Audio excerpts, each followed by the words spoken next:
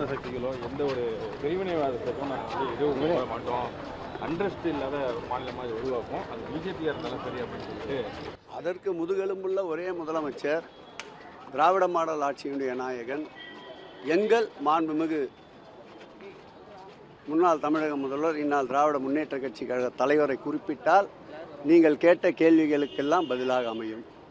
இன்றைக்கு இருப்பவர்கள் பாரதிய ஜனதாவின் பி டீமாகத்தான் அனைத்து நிலையிலையும் செயல்பட்டு கொண்டிருப்பது இன்றைய சட்டமன்ற கூட்டத்தொடர் அவர் பதில் உரையிலே கூட கண்டிருப்பீர்கள். திருப்பரங்குன்றம் விவகாரத்தை பொறுத்தளவில் இனத்தால், மதத்தால், மொழியால் மக்களை பிளவுபடுத்த தேர்தல் நேரத்திலே கடுமையான ஒரு சதிவலை பின்னப்பட்டது.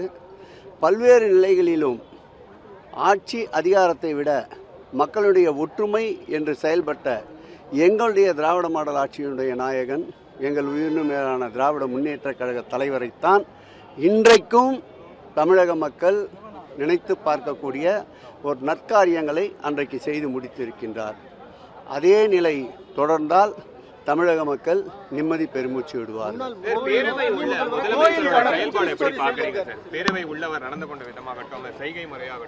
எங்களுடைய சட்டமன்ற எதிர்க்கட்சி தலைவர், திராவிட முன்னேற்ற கழகத்துடைய இளைஞரணி செயலாளர் தகுந்த பதிலை இன்றைக்கு பேரவையை விட்டு வெளியில் வந்தவுடன் பத்திரிகையாளர் சந்திப்பில் சொல்லியிருக்கின்றால்.